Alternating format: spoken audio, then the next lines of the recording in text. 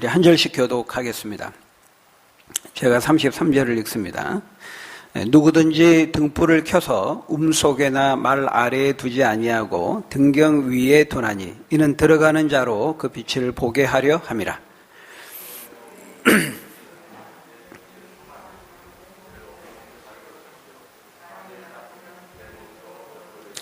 그러므로 내 속에 있는 빛이 어둡지 아니한가 보라.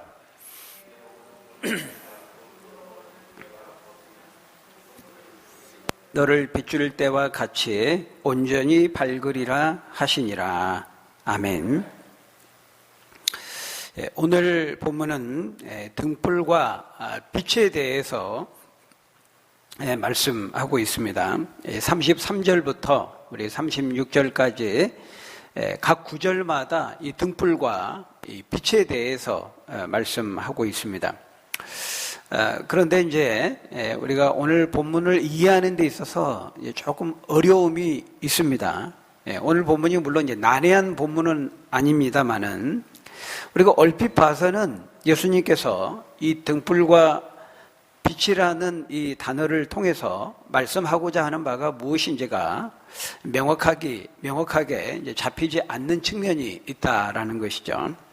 왜냐하면 이제 여기서 말씀하는 이 등불과 빛이 무엇을 가리키느냐에 따라서, 누구를 가리키느냐에 따라서 그 해석과 적용이 조금씩 달라질 수 있기 때문입니다. 이 등불과 빛을 주님 자체로 볼 수도 있겠고, 또 주님을 믿는 우리 성도들로 우리가 볼 수도 있고, 또 하나님의 말씀으로 볼 수도 있습니다.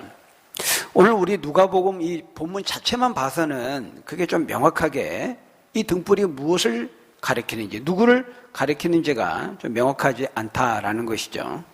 우리가 성경을 보면은 예를 들면 요한복음 1장 9절 같은 말씀에 보면은 예수님을 빛으로 표현하고 있는 것을 볼 수가 있죠.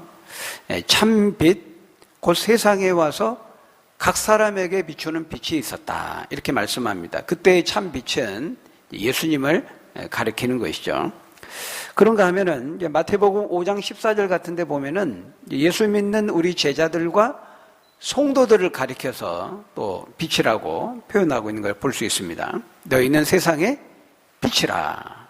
산 위에 있는 동네가 숨겨지지 못할 것이요.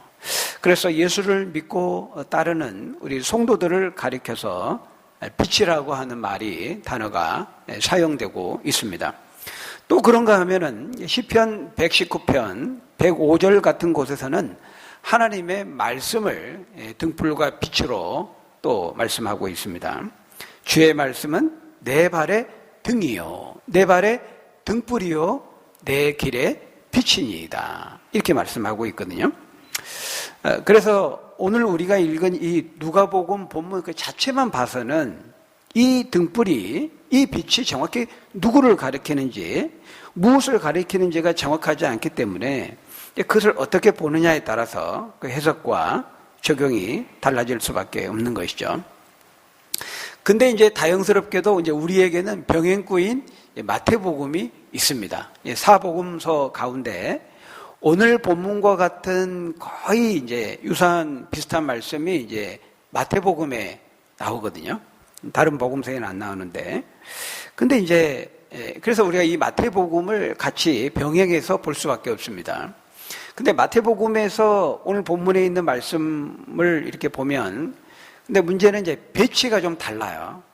오늘 이 누가복음 본문에서는 이 말씀들이 전부 한꺼번에 이렇게 모아져 있는데, 마태복음에서는 예를 들면 오늘 본문 33절 같은 경우는 마태복음 5장에 나옵니다. 마태복음 5장 15절에 나오고, 오늘 본문 34절과 35절의 말씀은 마태복음 6장에서 마태복음 6장 22절, 23절에 위치해 있는 거죠. 그러니까 오늘 누가복음 본문에는 같이 모아져 있는데 이 말씀이 병역구의 마태복음에서는 5장과 6장에 따로 나온다는 거예요. 그러니까 놓여진 문맥이 다른 곳에서 이 말씀들이 따로 있는 거죠. 그래서 마태복음 이 33절이, 오늘 본문 33절이 나와 있는 마태복음 5장 15절에서는 예수님이 그 산상수훈 말씀하시면서 너희는 세상의 소금이요 세상의 빛이라 이 말씀을 하신 바로 다음에 바로 오늘 보면 이 33절의 말씀이 등장하고 있다는 겁니다. 그러니까 우리 예수 믿는 성도들과 교회가 세상의 빛으로서 이 세상을 향하여 드러내야 될 그 빛의 영향력에 대해서 말씀하는 문맥에 이 오늘 본문 33절이 놓여져 있다는 겁니다. 여러분, 그러니까 이때의 등불과 빛이 누구를 가리킨다는 것입니까? 우리 교회와 예수 믿는 성도들을 가리킨다라는 것이죠. 근데 반대로 마태복음 6장에 있는 22절, 23절의 말씀은 그러니까 오늘 본문 34절, 35절의 말씀이죠. 이 말씀은 어떤 맥락에서 등장하냐면 마태복음 6장에 보면 예수님께서 그 돈과 물질에 대해서 말씀하시는 그 문맥에서 나옵니다. 네 보물이 있는 곳에 내 마음도 있느니라. 이 말씀을 하신 바로 다음에 오늘 본문 34절, 35절의 말씀이 등장한다는 겁니다. 그러니까 돈을 바라보는 내 마음의 눈, 네 마음의 눈을 가리키는 그 문맥에서 이 빛이라는 말이 사용되고 있다는 것이죠. 그러니까 오늘 본문 이제 35절에 있는 표현으로 하면은 네 속에 있는 빛, 그 바로 그 빛을 말씀하는 문맥에서, 그러니까 우리 마음의 빛이죠. 내면의 빛, 우리 마음의 눈. 그러니까 아까 장로님 기도하시면서 영안이라 그랬는데 우리 마음의 눈, 그 영안, 우리 마음의 눈, 우리 마음 속에 있는 내면의 빛, 그것을 말씀하는 문맥에서 이 34절, 35절의 말씀이 마태복음 6장에 등장하고 있다는 것입니다. 그러니까 똑같이 빛에 대해서 말씀하고 있기는 하지만은 그 빛의 종류가 좀 다른 겁니다. 오늘 본문 33절에서 말씀하는 등불과 빛은 밖으로 모든 사람들에게 이렇게 비춰주는, 특별히 믿지 않는 사람들도 볼 수 있는 그런 빛에 대해서 세상을 향해 비춰지는 그 빛을 말씀하고 있다면 34절부터 36절까지 해서 말씀하고 있는 이 빛은, 특별히 35절에서 내 속에 있는 빛으로 표현되고 있는 이 빛은 우리 내면의 빛, 우리 영혼의 빛을 말씀하는 것이죠. 그러니까 오늘 누가복음 본문보다는 이제 마태복음에서 이 구절들의 말씀의 그 의미가 보다 좀 명확하게, 좀 분명하게 드러난다고 말할 수 있겠습니다. 왜냐하면 구체적인 어떤 문맥 속에서 이 구절들이 등장하기 때문에, 놓여져 있기 때문에. 근데 우리 누가복음에서는 이게 한꺼번에 그냥 모아져 있고 문맥이, 구체적인 문맥이 없이 그냥 모아져 있기 때문에 누가복음 본문 자체만 봐서는 예수님이 뭘 말씀하고자 하시는 바가 명확하게 얼핏 봐서는 잘 드러나지 않게 보이는 측면이 있다라는 것입니다. 그래서 이제 마태복음하고 같이 병행해서 읽으면 된다는 것이죠. 자, 그렇다면 여러분, 오늘 본문을 통해서 예수님이 우리에게 말씀하고자 하시는 바는 무엇일까요? 우리가 한 두 가지 정도로 우리가 그걸 드릴 수 있겠는데요. 첫 번째로, 우리가 주님께 속한 빛의 자녀라고 한다면은 그 우리의 빛이 세상을 향해서 드러나야 된다는 것입니다. 그 빛의 영향력이 세상을 향해서 나타나야 한다는 것이죠. 우리의 빛이 비춰져야 된다는 것입니다. 환하게, 우리의 빛이 세상을 환하게 밝히고 비춰야 한다는 것입니다. 그게 바로 이제 빛의 속성이죠. 빛은 비추는 겁니다. 환하게 밝히는 그런 역할, 기능을 하는 것이죠. 그래서 여러분, 오늘 본문 33절은 말씀합니다. 우리 33절 다시 한번 같이 읽어볼까요? 33절 시작. 누구든지 등불을 켜서 속에나 발 아래에 두지 아니하고 등경 위에 두나니 이는 들어가는 자로 그 빛을 보게 하려 함이라. 그러니까 등불의 존재 목적이 뭡니까? 왜 등불을 켭니까? 그거는 등불을 밝히기 위해서, 빛을 비추기 위해서 등불을 켜는 것이죠. 그래서 등불을 켜서 속에나 말 아래에 두는 사람은 없습니다. 여기 음속이라고 하는 것은 뭡니까? 음속. 좀 어려운 말이죠. 그 원어의 의미를 보면은 그 지하실 같은 밀폐된 곳에다가 안 보이도록 감추는 것을 말합니다. 그 말 아래에 둔다. 이거는 이제 가장 밑바닥에 놓는 것을 말합니다. 근데 누구도 등불을 켜가지고 안 보이도록 감추거나 또는 발 아래, 땅 바닥에 두는 사람은 없죠. 그러면 안 보이니까요. 여러분, 오늘 이제 요즘에는 우리가 스마트폰에 이런 후레쉬 기능이 있습니다. 불을 밝히는 후레쉬 기능이 있는데요. 스마트폰에서 후레쉬를 딱 켰으면 어떻게 합니까? 핸드폰 뚜껑을 열거나 핸드폰 집에서 이제 꺼내야죠. 후레쉬를 켜놓고 뚜껑을 닫고 핸드폰 그 집에다 넣어놓고 그런 사람은 없어요.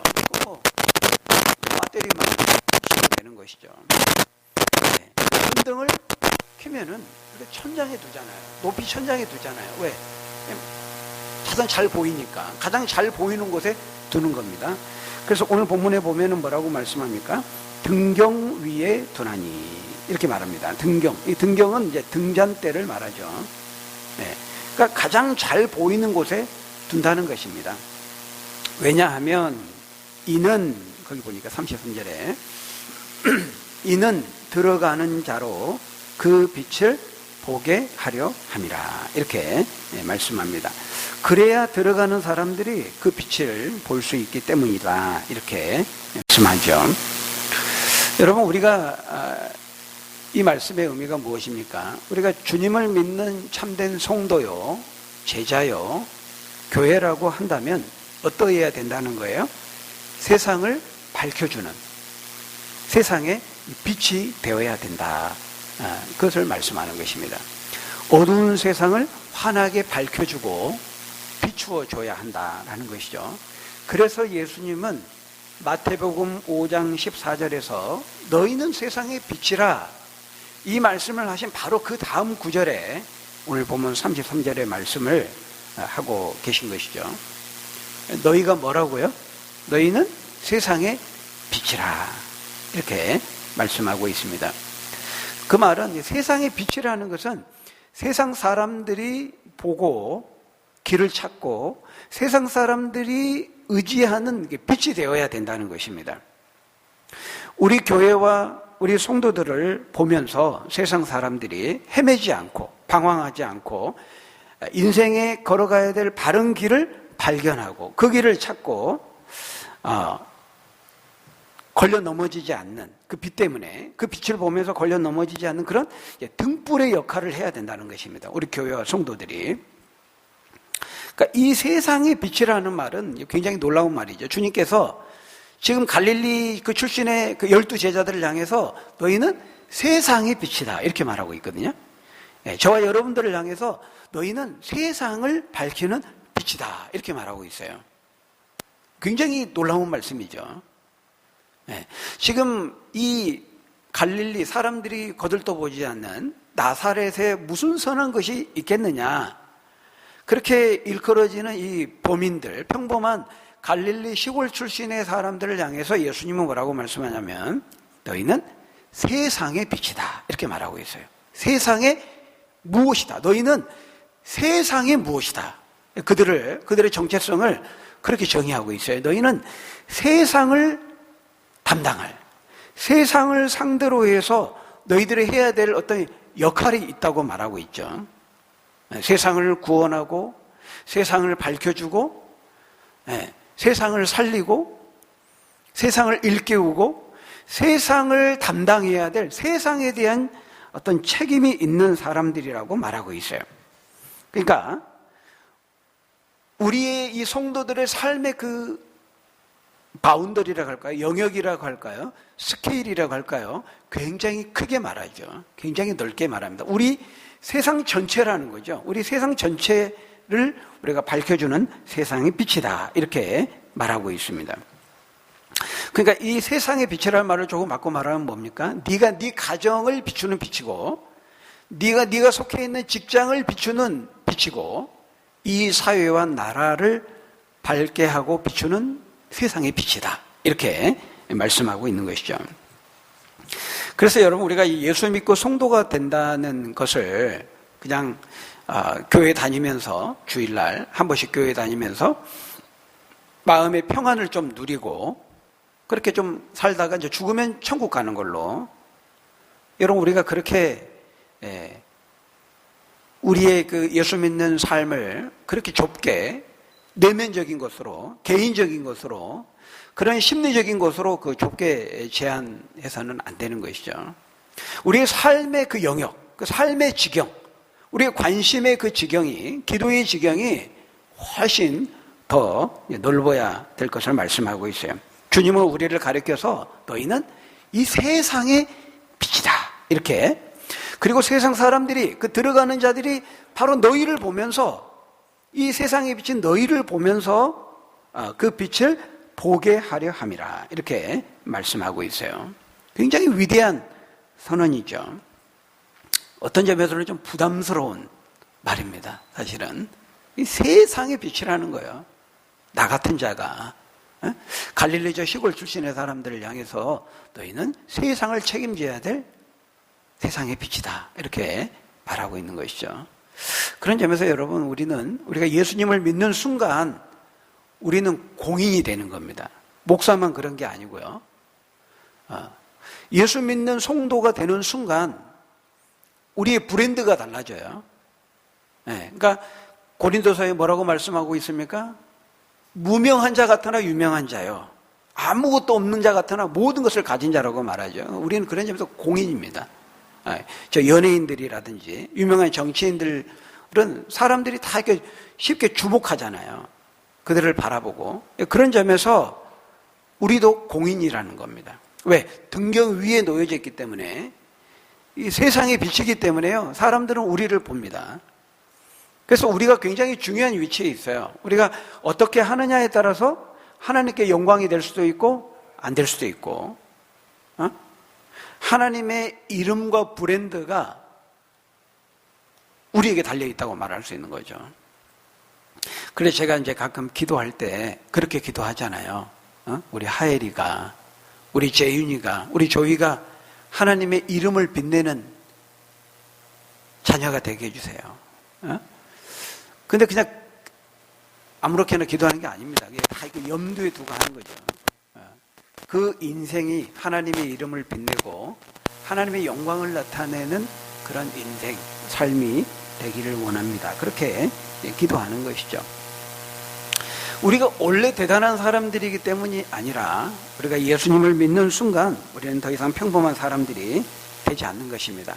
그러니까 신분과 지위에 놀라운 변화가 있을 뿐만 아니라 우리의 삶의 목적과 사명에 있어서도 놀라운 변화가 있게 되는 것이죠. 우리는 세상 사람들의 주목을 받을 수밖에 없습니다. 왜? 세상의 빛이기 때문에. 산 위에 놓여져 있으니 숨겨질 수 없다, 이렇게 말하잖아요. 그러니까 등경 위에 있다는 것은 불빛이 가장 잘 보이는 곳에 있잖아요. 그러니까 세상 사람들의 주목을 받을 수밖에 없습니다. 그래서 이제 잘하면 칭찬도 받지만은 사실은 대부분 지탄을 받을 때가 더 많아요. 왜? 세상의 빛이기 때문에. 등경 위에 놓여져 있기 때문에 더 많은 주목과 기대를 받을 수밖에 없는 것입니다. 어떤 점에서 그건 피할 수 없는 거예요. 여러분 기억하십시오. 내가 어떻게 하느냐에 따라서, 내가 어떻게 말하고 행동하고 살아가느냐에 따라서 하나님께 영광이 될 수도 있고 안 될 수도 있고, 이 세상의 상태와 운명이 나에 의해서 결정된다고 좀 심하게 말하면 그만큼 중대한 사명이 저와 여러분들에게 있다고 말하고 있어요. 제가 그냥 듣기 좋으라고 립 서비스로 거창하게 여러분들에게 말씀드리는 것이 아니고 하나님이 그렇게 우리를 정의하시고 선언하시고 보고 계신다는 거예요. 우리는 참 연약하죠. 우리 많은 문제 속에 둘러싸여 있고 우리의 문제도 추스르기 힘들어가지고 그렇지만은 주님은 아니다. 너희의 눈을 더 넓히고 관심의 지경, 기도의 지경을 제한하면 안 된다. 너희는 세상의 빛이다. 너희가 살아야 세상이 살고 너희가 온전히 서 있어야 세상이 서게 된다. 이렇게 말씀하고 있는 것입니다. 물론 이 세상에 뛰어난 사람들이 많이 있습니다. 그렇지만은 하나님은 부족하고 연약한 갈릴리, 이름 없는 무명의 그 시골 어부 출신들을 세상의 빛으로 세워서 세상을 살리는, 구원하는 대안기관으로 삼으신 겁니다. 세상에는 우리보다 세상적으로 뛰어난 사람들이 많이 있습니다. 유명한 정치인들, 훌륭한 경제인들, 탁월한 문화인들, 또 뭐 과학자들, 많은 사람들이 있죠.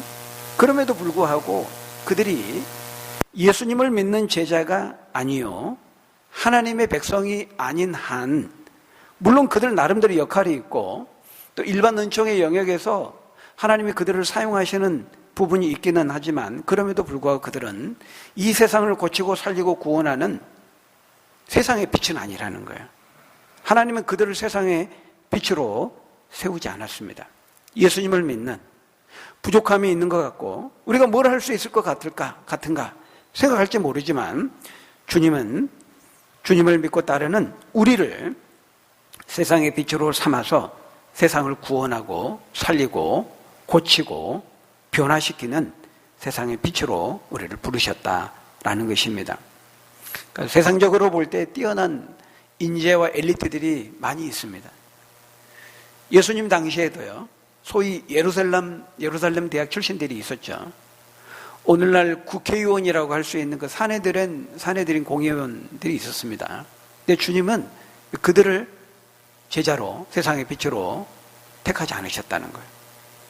네. 그래서 그들이 아무리 뛰어난 면모가 있어도 그들은 세상의 빛이 될 수 없고 세상의 소금이 될 수가 없습니다. 왜냐하면 하나님께서 그들을 그렇게 사용하시지 않기 때문이죠. 주님은 그들 대신 갈릴리 나사렛의 그 무명의 12제자들을 택하시고 세상의 빛으로 부르셔서 그들에게 세상을 맡기셨다라는 것입니다. 바로 저와 여러분들에게 맡기신 것이죠. 그런 점에서 여러분은 어떻습니까? 과연 여러분은 이 세상의 빛으로서의 사명을 어떻게 감당하고 계십니까? 여러분, 우리가 이 보는 이로 하여금, 들어가는 자로 하여금 그 빛을 보게 하려 함이라, 이 말은 그러니까 등대의 역할이라고 말할 수 있어요. 등대. 교회는 세상의 등대입니다. 여러분, 등대가 정상적으로 작동을 하지 않거나 등대가 고장나 있으면 어떻습니까? 배들이 난파하게 됩니다.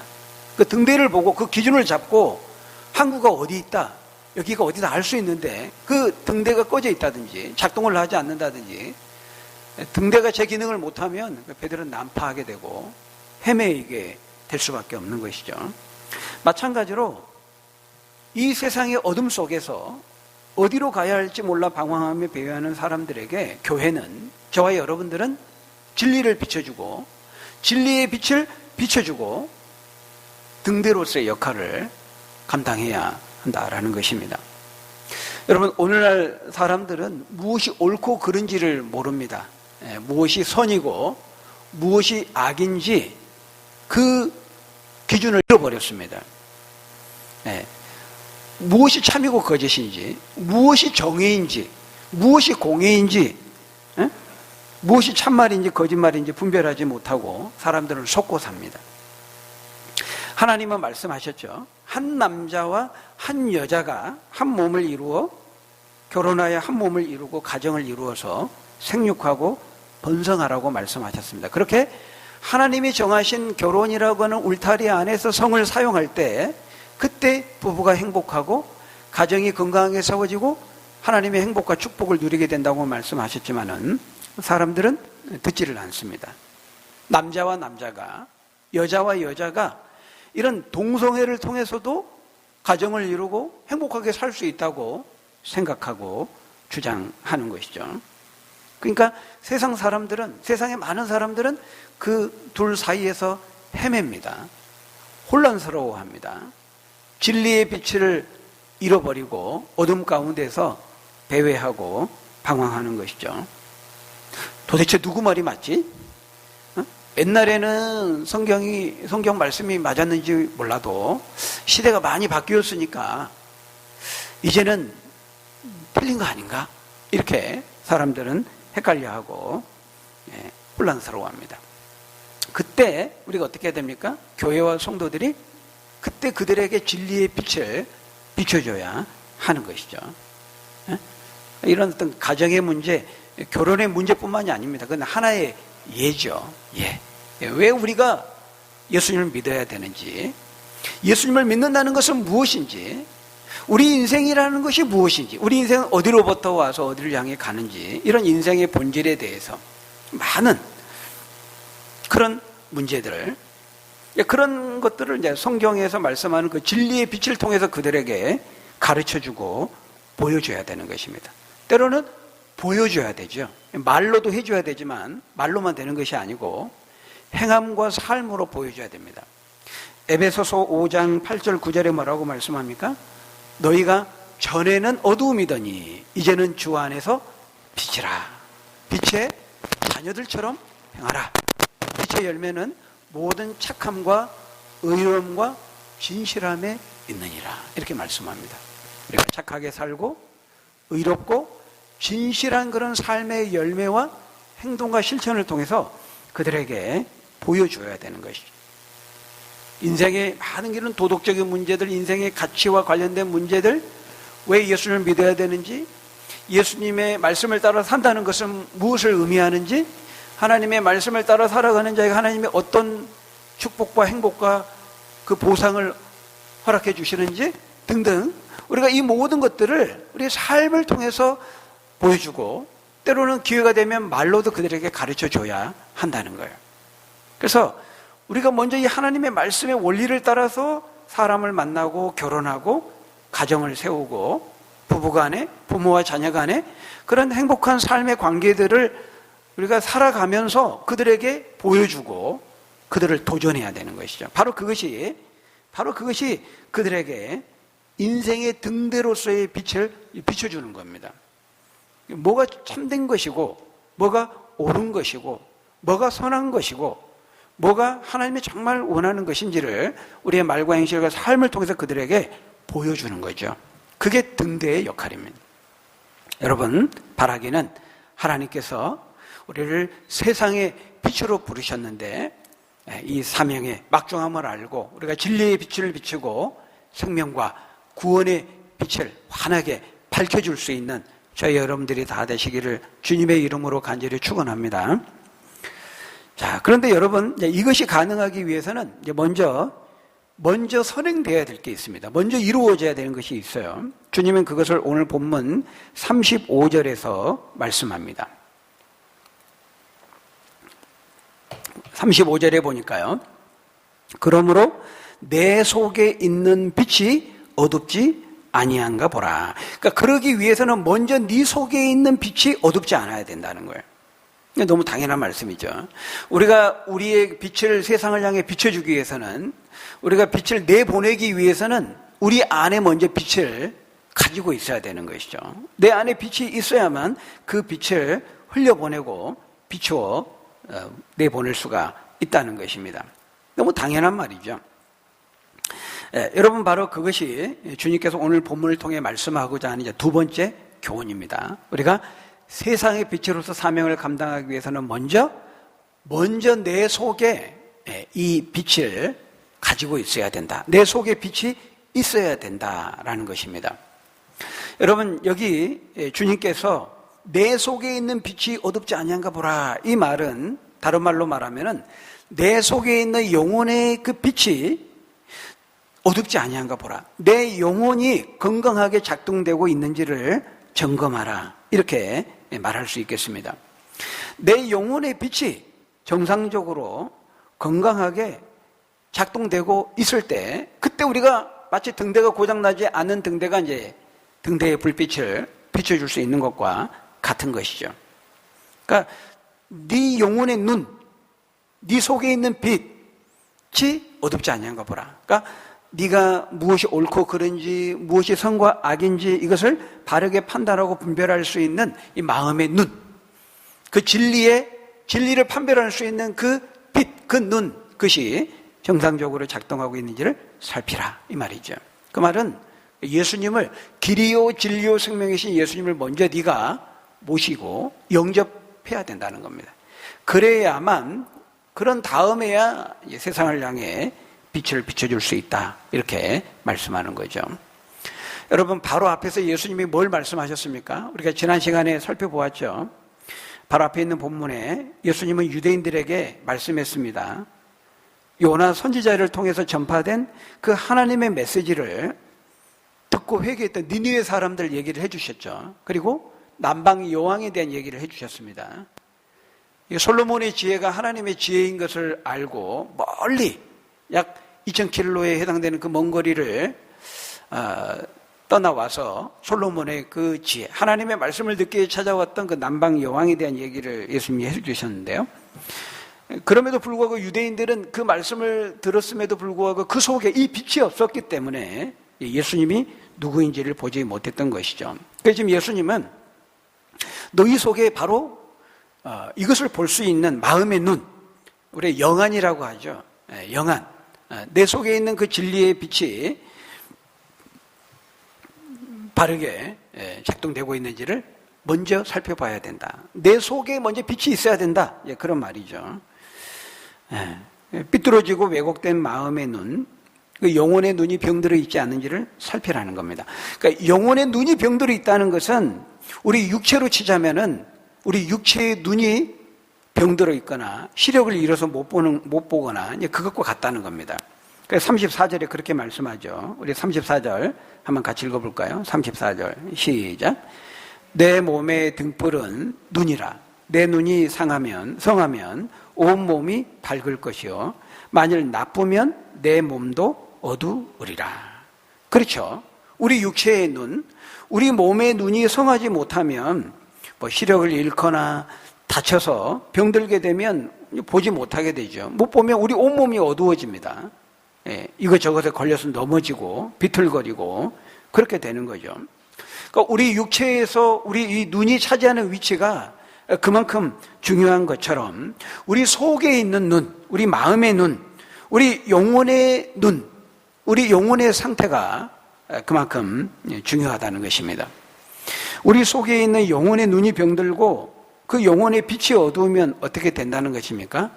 인생 전체가 절대로 온전할 수 없다는 거예요. 그걸 36절에 말씀하고 있습니다. 우리 36절 말씀 읽고 마치겠습니다. 36절 시작. 내 온 몸이 밝아 조금도 어두운 데가 없으면 등불의 빛이 너를 비출 때와 같이 온전히 밝으리라 하시니라. 온전히 밝으리라. 그러니까 내 속에 있는 빛이 어둡지 아니한 것을 보고 그것이 어둡지 않고 내 영혼의 빛이 밝게 비추어져 있다면은 너의 인생이, 너의 앞날이, 너의 미래가 영원히 온전히 밝게 되리라. 이렇게 말씀하고 있어요. 그러니까 우리가 육체의 눈이 건강하면 뭐 마음껏 보고 마음대로 가고 싶은 데 가고 또 하고 싶은 일을 마음껏 역동적으로 하잖아요. 근데 눈이 이제 안 보이면은 이제 못 하는 겁니다. 걸려 넘어지고. 그런 것처럼 우리 마음의 눈, 우리 영혼에 있는 그 눈이 온전하면 그 인생이, 그 미래가 영원히 온전하게 밝으리라. 이렇게 말씀하고 있는 것입니다. 여러분, 말씀을 마치겠습니다. 예수님께서 이 어두운 세상을 밝히기 위해서 참 빛으로, 진리의 빛으로, 생명의 빛으로, 구원의 빛으로 이 땅에 오셨습니다.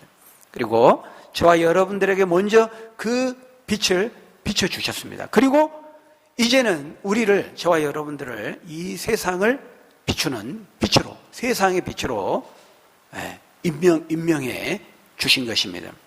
그래서 이 세상의 어두운 세상에서 그 죄의 어두움을 몰아내고 헤매이고 방황하는 세상 사람들에게 우리가 등대에 빛을 잘 비추어서 그들을 살리고 고치는 그런 이 세상의 빛의 사명을 감당해야 하는 것이죠. 근데 여러분, 우리가 이 빛을 우리의 힘으로는 할 수가 없습니다. 우리는 발광체가 아니기 때문에 그렇죠. 우리 안에 빛의 원천을 가지고 있지 않습니다. 빛의 동력이 우리 안에 자체적으로 없죠. 우리는 주님이 비춰주신 그 빛을 반사할 뿐입니다. 그러니까 먼저 우리는 우리 속에 있는 빛이 있어야 되는, 주님의 그 빛을 우리 덧입어야 되는 거죠. 힘입어야 되는 것이죠.